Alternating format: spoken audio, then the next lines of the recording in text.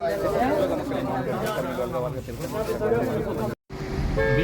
now ஸ்க்ரீனை புரிஞ்சுக்கணும். என்னன்னா, இப்போ இறைவன்லேருந்து ஆரம்பித்து இறைவன் மட்டும் இருந்த காலத்துலேருந்து ஆரம்பித்து இப்போ வரைக்கும் இப்போ நான் இப்போ பார்த்துங்க, இது இப்போ நான் கடந்துக்கிட்டே இருக்கேன் வண்டியில், இது எல்லாமே தான். சரிங்களா? இப்போ இதுக்கு அடுத்தது நான் போகிறது ஒரு ஸ்கூலுக்கு.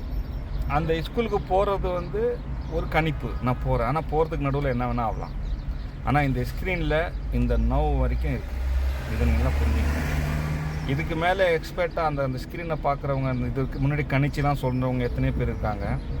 அவங்களாம் சொன்னாங்க நிறைய எதிர்காலத்தில் இப்படி நடக்கணும். அது எல்லாம் அந்த ஸ்க்ரீனில் ஒரு கணிப்பு தான்.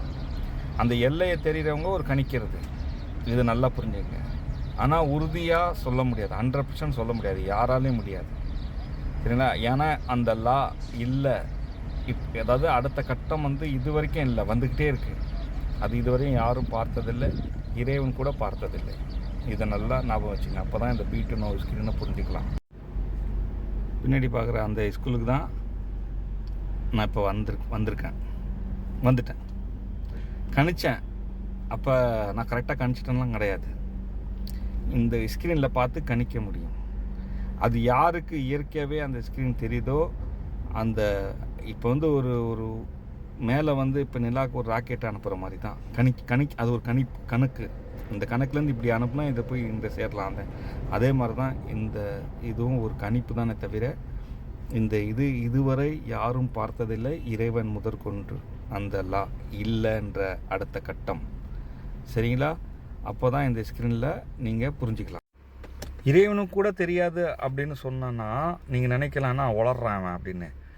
இறைவனுக்கு எது தெரியுமோ, அதாவது நாளை என்பது என்ன அப்படின்னு அவன் தெரிஞ்சுக்கிட்டா அதுதான் நடக்கும். அதை மீறி எதுவும் நடக்க போகிறதில்ல. அப்போ இறைவன் தெரிந்து கொள்ள மாட்டான். அதை வந்து ஃப்ரீ விலாக விட்டுட்டான். உங்களுக்கு தான் அதான் இறைவனுக்கு கூட தெரியாது.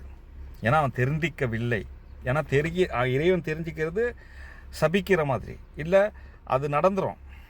அல்ல, அவனுக்கு என்ன தெரியுதோ அதான் நடக்க போகுது. அப்புறம் சோதனை, அப்புறம் என்ன, அவனுக்கு என்ன தெரியுதோ அதான் நடக்குது. அப்போ எல்லா பாவத்துக்கு அவன் தானே தண்டனை அனுபவிக்கணும். ஏன்னா இந்த உலகம் நரகத்துக்கு போக போகுது அப்படின்னு நினச்சேன்னா அவன் நினச்சனால நடந்த மாதிரி ஆகிடும்.